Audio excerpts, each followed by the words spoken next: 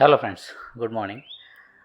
अभी तक हमने जो सारे टॉपिक देखे, skin and subcutaneous tissue infection, I think मुझे अभी लगता नहीं है इसमें ऐसा कोई ऐसा मेजर टॉपिक अभी रिमेनिंग है। अगर कोई रहेगा तो डेफिनेटली हम उसका एक कुछ वीडियो बनाएंगे। आज हम एक टॉपिक बात करेंगे, that is called lipoma. Lipoma मतलब कि चर्बी की गांठ। ठीक, देखो अगर मेडिकली उसको हम एनालाइज करें तो वो एक ट्यूमर है। ट्यूमर मतलब कैंसर नहीं होता, ठीक है।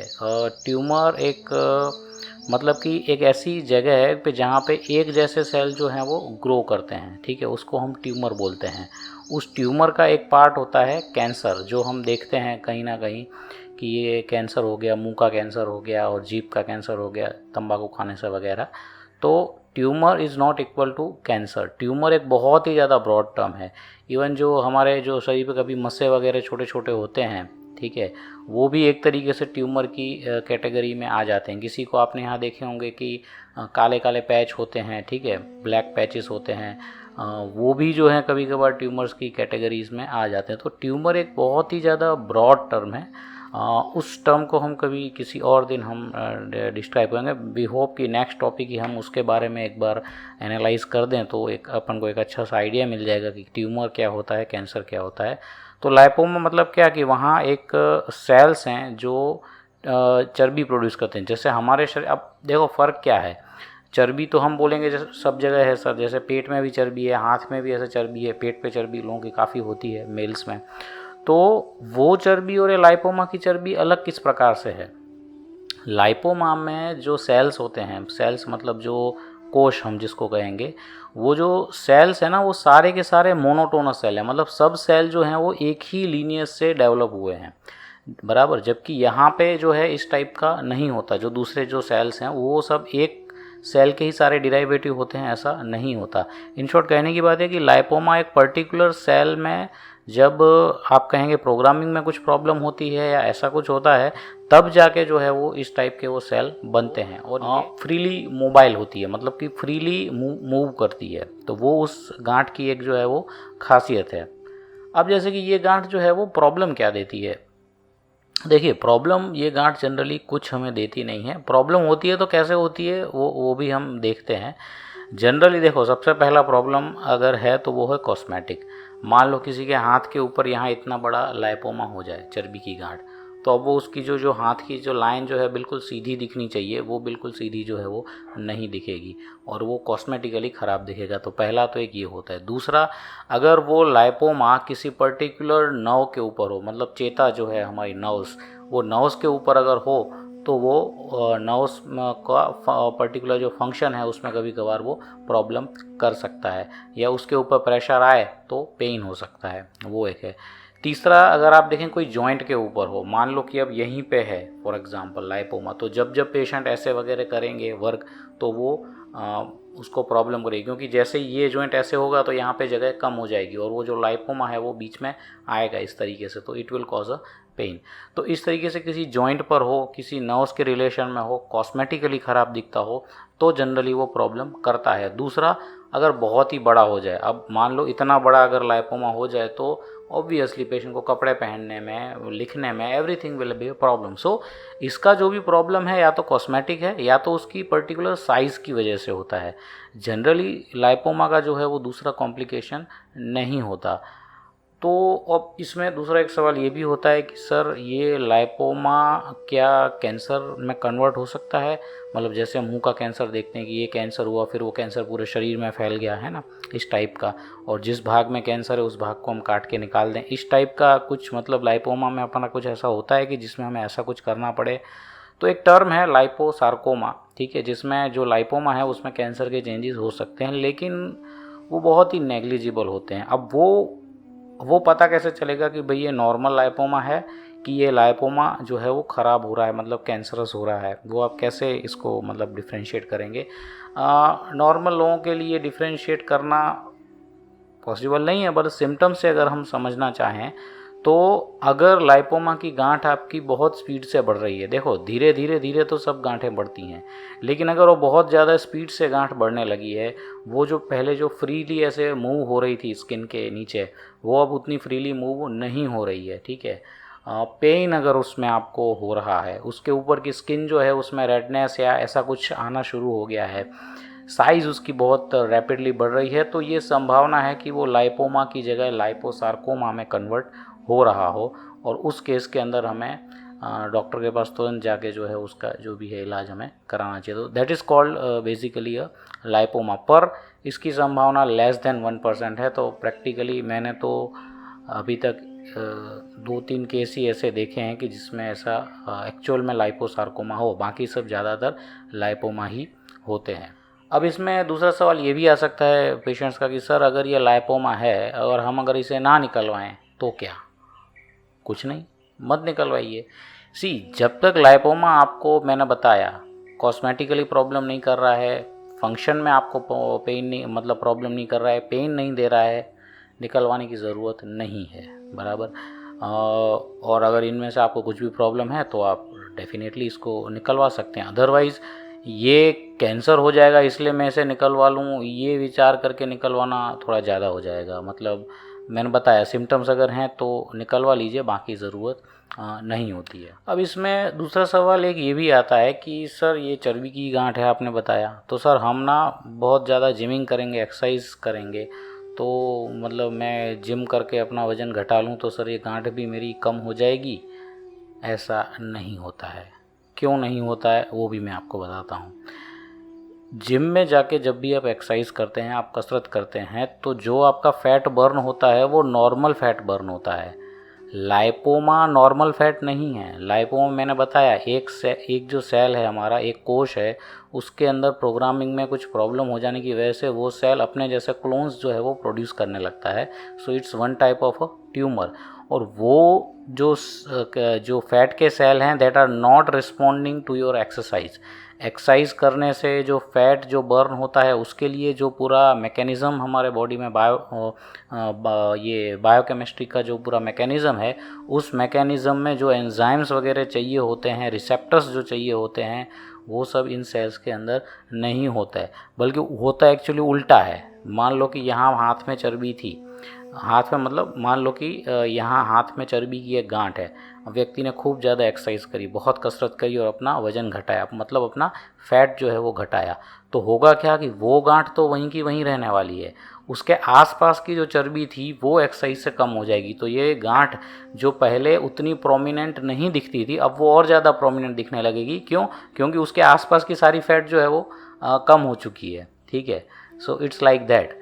मान लो एक खेत हो, उसके अंदर पूरी घास हो और उसमें एक छोटा सा ऊंचा सा पेड़ हो, तो वो ज़्यादा नहीं दिखेगा, लेकिन आसपास की अगर आप सारी घास हटा देंगे तो वो अकेला पेड़ जो है वो बहुत ही ज़्यादा नोटिसेबल होगा। तो इस टाइप का कुछ जो है, तो एक्सरसाइज करने से उल्टा एक्चुअली बढ़ जाती है, और उसका रीज़न ये है, मैंने बताया आसपास की फ़ैट कम होती है, ये लाइपोमा की फ़ैट एक्सरसाइज से कम जो है वो नहीं होती है। तो ये हमें बात जो है वो ध्यान रखनी चाहिए। अब इसमें एक और लोग पूछते हैं कि सर ये होती क्यों है, मतलब वाई डज़ इट हैपन। देखिए, काफ़ी सारी चीज़ों की तरह इसका भी कोई कारण नहीं है। आप कहेंगे सर आपको तो जिसका कारण मालूम नहीं होता, मेडिकल साइंस वो सीधा डाल देता है कि सर ये तो जेनेटिक्स की वजह से होता है। हाँ, अब क्या करें, नहीं पता है तो यही कहना पड़ेगा, जेनेटिक्स की वजह से होता है, बस होता है सो होता है, we don't know the exact reason. और कुछ लोगों में फैमिलियल होती है, मतलब मदर फादर को हो तो आपको भी हो, ऐसा भी होता है। और कुछ एक डिसीज़ होती है, एक डिसीज़ है डरकम डिसीज़। डरकम डिसीज़ में क्या है कि पूरे बॉडी में व्यक्ति को जगह जगह ढेर सारे लाइपोमा होते हैं। मतलब आप उसका हाथ देखेंगे ना, तो हाथ की 2 लाइन जो एकदम सीधी होनी चाहिए अगर हम ड्राइंग करें, वो होती नहीं है। हाथ में ही 10-15 लाइपोमा है, पूरा हाथ जो है वो अलग अलग जगह से ऐसे उभार आ गया हो ना, ऐसा आपको लगेगा। हाथों, पैरों में, पेट में, बहुत जगह जो है वो होती है। उसका क्या कारण, नोबडी नोज। जेनेटिक डरकम डिसीज़ उसको बोलते हैं।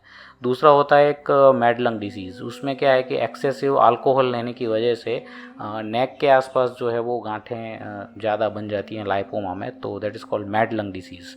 सो ये कुछ कारण जो हैं बताए गए हैं, पर प्रैक्टिकली देखो कोई कारण नहीं होता है। सही बात तो यही है, और हम अभी तक नहीं खोज पाए हैं, आपको जो भी समझना है, मतलब मेडिकल साइंस अभी तक नहीं खोज पाया है। तो this is the basic reason, मतलब क्यों होता है इसका कोई कारण नहीं है। और पेशेंट कभी कभार ये भी पूछते हैं कि सर इसका जो है सर मैं कुछ खाने में सर कुछ ऐसा कुछ बदलाव मैं कर दूं जिसकी वजह से इसकी स्पीड बढ़ने की कम हो जाए, या दूसरी नई गांठ है मुझे ना हो।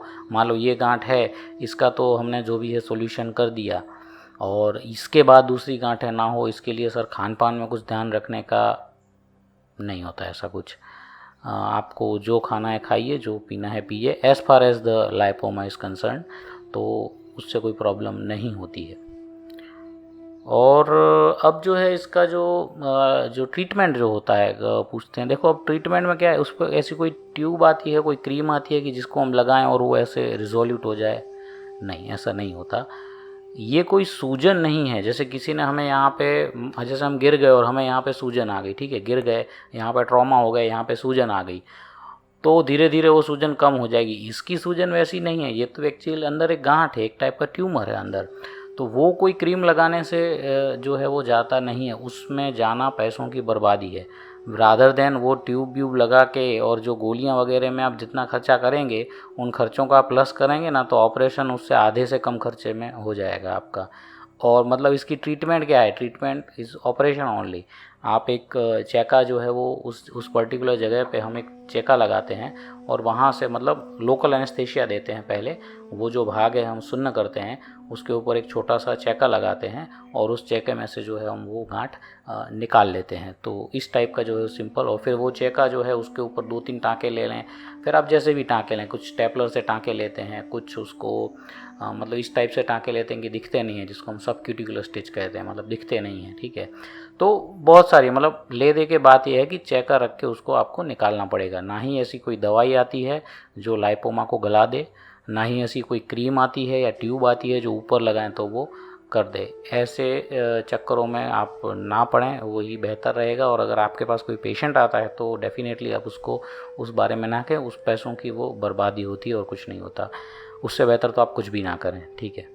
और एक और जो ट्रीटमेंट है वो लाइपोसक्शन, जो मतलब अभी जो है ज़्यादा थोड़ा उसका चलन है, वो क्या है बेसिकली कि मान लो कि यहाँ इतना बड़ा, for example this much huge size lipoma, तो अगर हम चेका लगाएंगे तो एटलीस्ट थोड़ा इतना तो चेका हमें लगाना पड़ेगा। उतना भी चेका अगर आपको नहीं लगाना है, एक छोटा सा मतलब एक हार्डली आधे सेंटीमीटर या 1 सेंटीमीटर, 1 सेंटीमीटर भी नहीं, मैं तो कहूँ शायद आधे सेंटीमीटर का चेका लगा के एक इंस्ट्रूमेंट जो है वो उसके अंदर हम डाल देते हैं। वो सक्शन जैसा होता है, वैक्यूम, जैसे कि हम वैक्यूम क्लीनर कैसा होता है कि वो पाइप होती है और जो सब क्लीन कर देता है, वो कुछ वैक्यूम क्लीनर टाइप का जो है सक्शन से वो फैट का सक्शन करता है, इसलिए उसको लाइपोसक्शन कहा जाता है।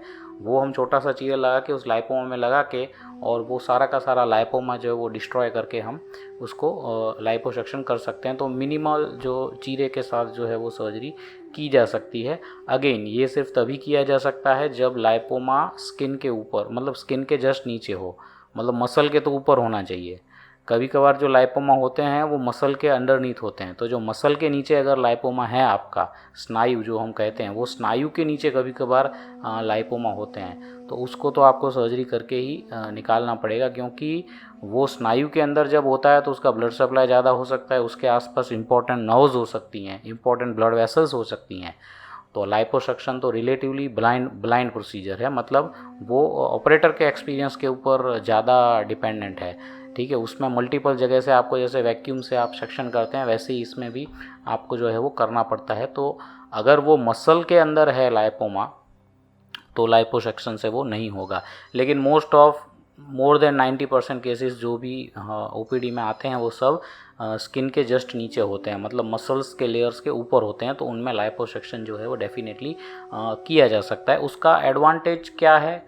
एडवांटेज सिर्फ इतना ही है कि जो आपको चीरा 2 या 3 सेंटीमीटर का आने वाला था, उसकी जगह वो 1 सेंटीमीटर से भी कम का चीरा आता है। So basically it has a cosmetic value. दूसरा, कोई घाव जल्दी भर जाए, 2 सेंटीमीटर का घाव भी जल्दी भर जाता है, आधे सेंटीमीटर का भी घाव जो है वो जल्दी ही भर जाता है। इट्स मोर ऑफ कॉस्मेटिक, बाकी अच्छा ही है, कुछ गलत तो कुछ भी नहीं है उसमें। बट हाँ, कॉस्ट में जो है वो सिग्निफिकेंटली हायर जो है हो जाता है। और लाइपोसक्शन तभी यूज़ हो सकता है जब लाइपोमा मसल के ऊपर हो। मसल के नीचे, अगर हाथ पैर के मसल्स के अंदर अगर लाइपोमा है तो वो सर्जरी प्रॉपर चीरा करके ही आपको जो है वो निकालना पड़ेगा। तो ये है जो कुछ लाइपोमा की ट्रीटमेंट है। और मेरे हिसाब से क्लिनिकली और हम लोगों को तो इतने इफ़ेक्ट पता होने चाहिए, वो हमारे लिए आई थिंक इनफ है। और बस नेक्स्ट टाइम हम कुछ और टॉपिक के साथ आएंगे। And thank you.